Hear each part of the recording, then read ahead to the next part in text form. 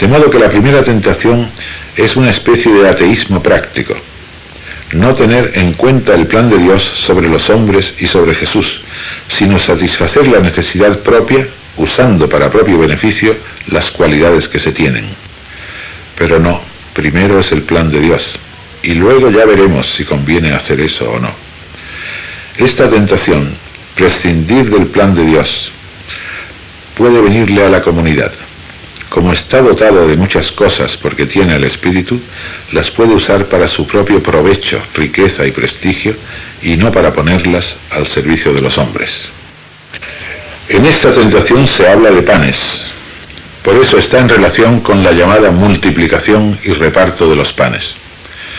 No se satisface el hambre con milagros, usando esa cualidad para propio provecho, sino compartiendo los panes, que es como se obtiene la saciedad de todos y la abundancia. Esto está en la línea de la primera bienaventuranza. El compartir es designio de Dios, no el usar los dones para propio beneficio. Segunda tentación de Jesús. En el Evangelio de Mateo es aquella en que el diablo lo lleva al alero del templo y le dice: tírate abajo, porque está escrito que los ángeles cuidarán de ti. Te cogerán en volandas y tu pie no tropezará con ninguna piedra. El alero del templo era sitio donde, según las fantasías del judaísmo del tiempo, se había de manifestar el Mesías. El Mesías escondido que debía llegar pronunciaría desde allí su proclama al pueblo. Empezaría su batalla para vencer a los paganos. De manera que lo que se propone a Jesús es una manifestación mesiánica esplendorosa, aún más asombrosa: dejarse caer en el patio del templo delante de la gente. Pero Jesús contesta: no tentarás al Señor tu Dios. ¿Qué tentación es esta? Por un lado, la del prestigio, del relumbrón, de la apariencia, peligros de la comunidad cristiana. Pero el más importante es el aspecto de la irresponsabilidad. No pasa nada, Dios se encarga de rectificar las consecuencias, pero no se encarga. Tú tírate abajo, que ya está escrito que los ángeles te llevarán en volandas. Pues esté escrito o no lo esté, eso no es verdad, es providencialismo infantil. Dios lo arregla todo, no lo arregla. Nosotros somos responsables de nuestras acciones, conducta y actividad como comunidad cristiana. El Señor está siempre con nosotros, pero no podemos hacernos irresponsables. No, esto no cuenta, lo que cuenta es lo que Dios hace, tampoco es verdad. Cuentan las dos cosas. Dios no trabaja sin el hombre y el hombre no construye sin Dios. Y esto es lo que el Señor dice en los 4 evangelios: sin mí no podéis hacer nada. Pero Él no va a hacerlo. Él ha hecho lo suyo y ahora nos toca a nosotros. Hay una canción que dice: Dios no tiene brazos, pero nosotros le damos los nuestros. Dios no tiene pies, pero nosotros caminamos por Él. Está la colaboración de Dios, su fuerza, su espíritu, pero la responsabilidad es también nuestra.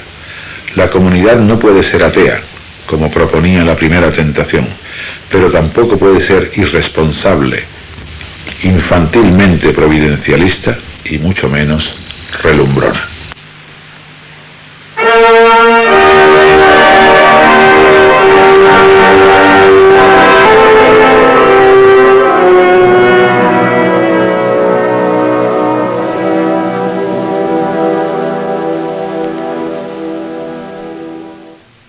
Padre Nuestro y avisos a la comunidad.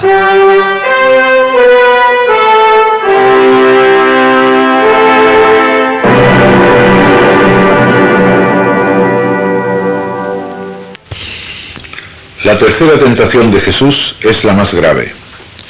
El diablo lo lleva a un monte altísimo y le muestra en un momento todos los reinos del mundo con su gloria. La gloria significa riqueza, poderío militar, económico, etc. El diablo ya no lo llama hijo de Dios, porque lo que le está proponiendo es que deje de serlo. Pero le dice: todo esto te daré si me rindes homenaje. Le dará a todos los pueblos, será el emperador universal. Eso era lo que se pensaba entonces, que el Mesías judío debía ser el emperador de la humanidad. Había varias concepciones del Mesías, pero la más común en tiempo de Jesús era que el Mesías sería al mismo tiempo el rey de Israel y además sometería a todos los pueblos paganos. El diablo dice a Jesús: con eso tienes seguro el triunfo, con el poder, el dinero, la gloria, el esplendor. Todos irán detrás de ti. Eso es lo que espera la gente, un Mesías poderoso. Te aseguro la eficacia del reinado de Dios. Así todo el mundo lo aceptará. Hay una condición, sin embargo, que me rindas homenaje. Jesús le contesta: vete, Satanás, porque está escrito: al Señor tu Dios rendirás homenaje y a Él solo prestarás servicio. El sentido de la escena es, por tanto, que intentar propagar el reinado de Dios por medio del dinero, del poder, del dominio, del prestigio, es servir a Satanás, no a Dios. El programa contrario lo ha expresado en su bautismo. Él está dispuesto a dar la vida con tal de salvar a la humanidad. No a apoderarse de la vida de los demás, sino a dar la suya para ayudar al hombre a salir de su situación. El diablo lo que le propone es lo contrario de dar la vida. Le propone la gran gloria, el ser el rey del mundo. Vemos aquí dos concepciones para la comunidad cristiana y para cada cristiano en particular. ¿Cómo pretendemos propagar el reinado de Dios? ¿Entregándonos por los demás o dominando con el dinero, el poder y el prestigio? Pues ya sabemos la respuesta. La primera alternativa es la única que lleva al reinado de Dios. La segunda lleva al de Satanás. Y Satanás en el Evangelio es el símbolo del poder. El poder es el tentador, porque crea la ambición de poder y todo hombre se siente atraído por la ambición y el deseo de dominio. Todo lo que sea poder, ambición, deseo de dominar, está en el campo de Satanás, y él es el enemigo, el adversario del hombre y por tanto de Dios. Los evangelistas traducen el antiguo lenguaje en que Satanás, que aparece por primera vez en el libro de Job, es un nombre común que significa el adversario en un juicio, el contrincante delante del juez. De ahí se traslada a esa entidad que aparece en el libro de Job como un ministro que forma parte de la corte divina, que no se fía de los hombres y arremete contra ellos delante de Dios. Esa figura de Satanás deja más tarde de estar en la corte divina y bajo el influjo de los persas, que tenían dos principios, el del bien y el del mal, convierten a Satanás en el principio del mal, mientras que Dios es el principio del bien. Es una concepción distinta. No se atreven los judíos a hacer lo de los persas, poner a los dos principios al mismo nivel, Dios del bien y Dios del mal.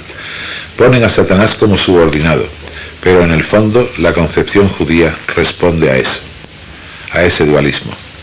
Los evangelistas cogen el símbolo, pero le cambian el sentido.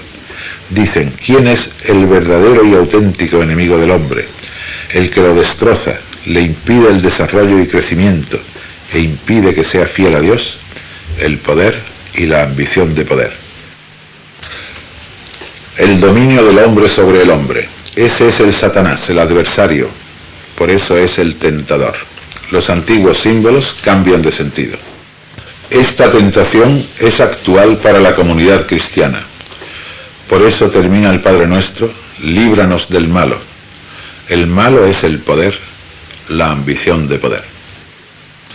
Resumiendo lo ya explicado, en el Padre Nuestro, después de la invocación inicial, que vincula a cada cristiano con la comunidad de los hijos de Dios y que incluye el compromiso de comportarse como hijos de tal Padre, se pide por la extensión del reinado del Padre a la humanidad entera.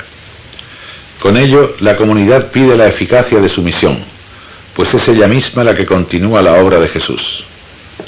En la segunda parte, bajo la figura del pan futuro, se pide la unión y la alegría en la comunidad y la experiencia del amor del Padre en el perdón continuo, comprometiéndose a expresar el amor de unos a otros en el perdón a todos. Finalmente, quiere conjurar el peligro de su ruina. Pide al Padre que no la deje ser infiel al compromiso contraído al aceptar las bienaventuranzas. La primera parte del Padre Nuestro se refiere a su trabajo por la paz que ya practica y que le permite invocar a Dios como Padre. En la segunda se reflejan el corazón limpio que excluye el rencor y la fidelidad que considera la persecución como motivo de gozo. La relación del Padre Nuestro con las bienaventuranzas es así muy estrecha. Cada parte del Padre Nuestro corresponde a un grupo de bienaventuranzas. Lo mismo en uno que en otro texto se trata primero de la liberación de la humanidad y sólo después del fruto de la comunidad. El designio de Dios del que habla el Padre Nuestro se identifica, pues, con la saciedad de justicia expresada en la cuarta bienaventuranza y con la felicidad del hombre por la que trabaja la comunidad. Esto significa el reinado de Dios y esa es la experiencia que hace reconocer a Dios como Padre. La situación de la comunidad que se pide en la segunda parte del Padre Nuestro corresponde a las experiencias de Dios que se enuncian en las bienaventuranzas quinta a séptima: recibir ayuda, ver a Dios, ser hijos de Dios. La invocación inicial, Padre Nuestro del cielo, describe la experiencia del reinado de Dios, propia de los que hacen la opción por la pobreza. La relación Hijo-Padre describe la solicitud de Dios como Rey por los suyos. Dios Rey no es un soberano, sino un Padre. Se ve que la expresión el reinado de Dios, tomada de la tradición de Israel, cambia de sentido en la pluma del evangelista. Por otra parte, dado que la condición de hijos de Dios se aplica a los que trabajan por la paz o la felicidad del hombre, la comunidad no puede dirigirse a Dios como Padre más que si está de hecho realizando esa labor.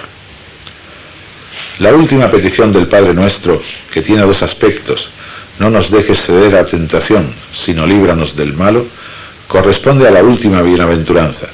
La comunidad pide por su propia fidelidad: no nos dejes ceder. Y al mismo tiempo pide verse libre del malo, que se identifica así con los perseguidores que ponen en peligro la fidelidad. Se confirma de este modo la interpretación dada de la figura de Satanás en la escena del desierto. El malo, Satanás, representa el poder opresor que va a oponerse a que los discípulos lleven adelante el programa de Jesús, como primeramente intentó desviar a Jesús de su mesianismo. En la última parte del Sermón del Monte, en el capítulo 7, Mateo expone algunos avisos a la comunidad. Vamos a exponer algunos.